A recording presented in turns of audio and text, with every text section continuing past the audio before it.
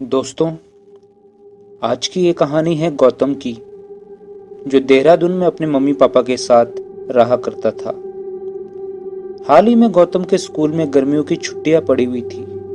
इसीलिए गौतम छुट्टियां मनाने के लिए अपने मामा जी के गांव आ जाता है।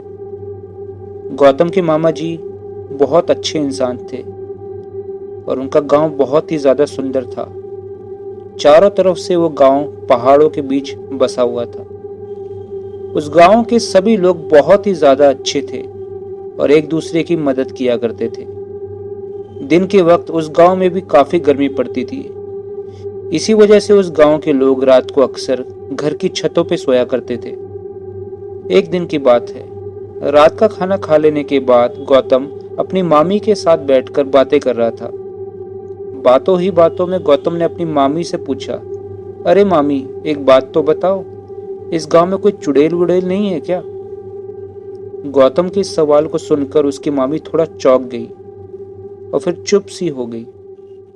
गौतम ने जब ये देखा तो उसने दोबारा अपनी मामी से पूछा, बताओ ना मामी, इस गांव में कोई चुड़ैल वगैरह नहीं है क्या? गौतम के बार बार एक ही सवाल पर आखिरकार उसकी मामी बहुत ज्यादा तंग आ गई और उसने कहा, रहने दे, फालतू में तू डर जाएगा और रात को फिर सो नहीं पाएगा। अपनी मामी की बात सुनकर गौतम हंसने लग जाता है और हंसते हुए कहता है कि डरता वरता नहीं हूं मैं तो शेर हूं, शेर, जो किसी से नहीं डरता है। आप बताओ तो, कोई चुड़ैल वुड़ैल है क्या इस गांव में? गौतम के इस अंदाज को देखकर उसकी मामी एक घर की तरफ इशारा करते हुए कहती है, ये जो बगल वाला घर तू देख रहा है ना, तुझे पता है ये घर खाली क्यों है? ये घर इसलिए खाली है क्योंकि आज से 2 साल पहले इसी घर में एक बूढ़ी अम्मा ने खुद को आग लगा दी थी और वहीं पे जल के मर गई थी। उस दिन के बाद से आज तक ये घर खाली है और इस घर में रहने वाले बाकी सारे लोग इस घर को छोड़कर शहर चले गए थे। अपनी मामी की बात सुनकर गौतम ने कहा, सुनसान है तो क्या हुआ, लोग तो मरते ही रहते हैं, इसमें डरने की क्या बात है? गौतम ने बस इतना कहा ही था कि अचानक से उसकी मामी बोल पड़ी, चुप कर, तुझे अंदाजा तक नहीं है कि यह घर कितना खतरनाक है। लोगों का कहना है कि आधी रात को उन्होंने इस घर की छत पे उसी बूढ़ी औरत को देखा है और वो बूढ़ी औरत इधर उधर चलती रहती है। जो भी इंसान उस औरत को देख लेता है ना, वो वहीं पे पागल हो जाता है। जा, अब तो सो जा, वैसे भी बहुत रात हो गई है। अपनी मामी की इन सारी बातों पे गौतम ने बिल्कुल विश्वास नहीं किया और छत पे अपने मामा जी के पास सोने चला गया। सोते वक्त गौतम उसी घर की छत की तरफ देख रहा था और सोच रहा था कि कितने बेवकूफ है यहाँ के लोग, ऐसी अफवाहों पे ध्यान दे देते हैं। रात बहुत ही ज्यादा हो चुकी थी, इसी वजह से चारपाई पे लेटते ही गौतम को गहरी नींद आ गई और वो वहीं पे सो गया।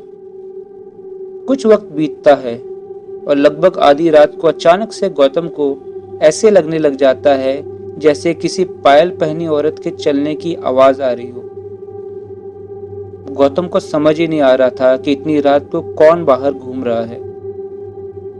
गौतम जब अपने मामा जी की तरफ देखता है तो उसे पता चलता है कि उसके मामा जी तो गहरी नींद में सो रहे थे। जब गौतम अपनी घड़ी देखता है तो उसे पता चलता है कि रात के 2 बजे हुए थे। अब गौतम को थोड़ा थोड़ा डर सा लगने लग जाता है। गौतम शांति से लेटा रहता है। अचानक से उसे पायल पहनी औरत के चलने की आवाज साफ सुनाई देने लगी थी। अब गौतम को अपनी मामी की बताई हुई वो कहानियां याद आने लग गई थी। गौतम चुपके से जब उस सामने वाले घर की छत की तरफ देखता है तो वो खौफ से भर जाता है। वो देखता है कि उस घर की छत पे एक काले कपड़े पहनी हुई बूढ़ी सी औरत धीरे धीरे इधर उधर चल रही थी। वो औरत हल्के हल्के शब्दों में कुछ कह रही थी जो गौतम को सुनाई नहीं दे रहा था। अभी गौतम उस बूढ़ी औरत को चलते हुए देख ही रहा होता है कि अचानक से वो औरत रुक जाती है और पीछे मुड़ती है।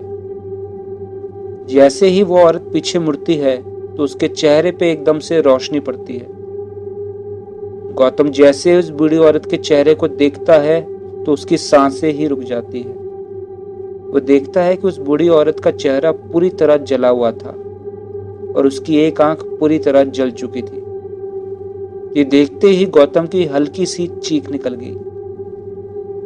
गौतम की चीख निकलते ही वो बूढ़ी औरत गौतम की तरफ मुड़ती है और उसे देखने लग जाती है।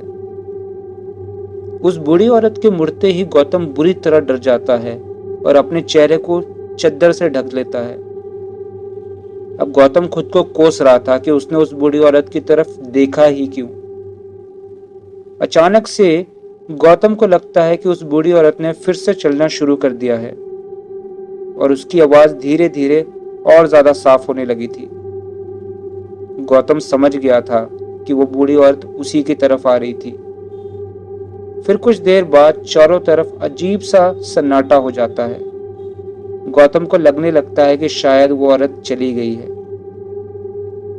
गौतम अभी चैन की सांस ले ही रहा होता है कि अचानक से उसके कान में एक आवाज सी आती है। तुझे क्या लगता है, मुझे नहीं पता कि तू मुझे देख रहा है? ये आवाज सुनते ही गौतम खौफ से भर जाता है और चारपाई पे ही बेहोश हो जाता है। सुबह जब गौतम की आंख खुलती है तो वो देखता है कि चारों तरफ सब कुछ नॉर्मल था।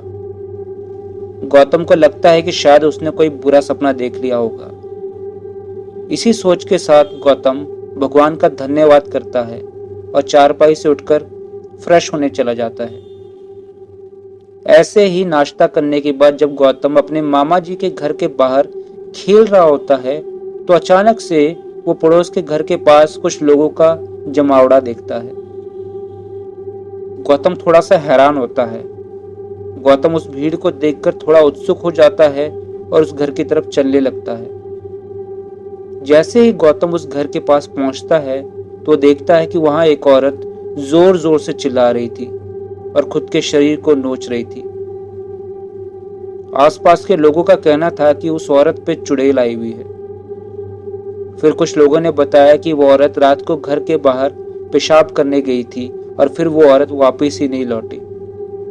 जब लोगों ने उस औरत को ढूंढा तो वो एक बरगद के पेड़ के नीचे बैठी हुई मिली और वहीं से वो लोग उस औरत को वापस घर लेकर आए। अभी गौतम उन लोगों की बातें सुन ही रहा था कि अचानक से उस औरत ने गौतम की तरफ देखा।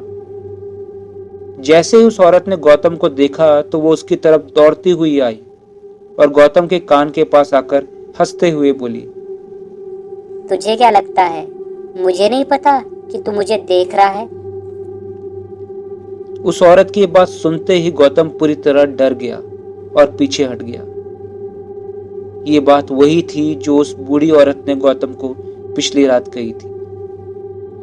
उस औरत की ऐसी हालत देखकर कुछ लोगों ने बाबा जी को बुलाया और उस औरत का झाड़ा करके उस चुड़ैल को भगाने की कोशिश की। बहुत समय कोशिश करने के बाद आखिरकार वो चुड़ैल उस शरीर को छोड़ देती है। पर जाते हुए उस चुड़ैल ने कुछ ऐसा कहा जिसके बाद गौतम पूरी तरह खौफ से भर गया।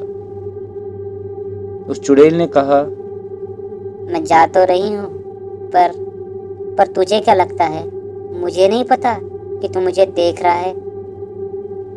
उस चुड़ैल ने उस औरत का शरीर तो छोड़ दिया था, पर उस चुड़ैल के वो शब्द गौतम के साथ पूरी जिंदगी के लिए बन गए। तो उम्मीद करता हूँ दोस्तों कि आज की ये कहानी आपको बहुत ही ज़्यादा अच्छी लगी होगी। अगर आपको हमारी स्टोरीज अच्छी लग रही है तो इस चैनल को सब्सक्राइब ज़रूर करें और बेल आइकन ज़रूर दबाएं ताकि आने वाली कहानियाँ भी आप सुन पाएं। अगर आपके पास भी ऐसी कोई कहानी है और आप चाहते हैं कि हम आपकी कहानी को आवाज़ दें तो डिस्क्रिप्शन में दी हुई मेल आईडी पे अपनी कहानी ज़रूर भेजें।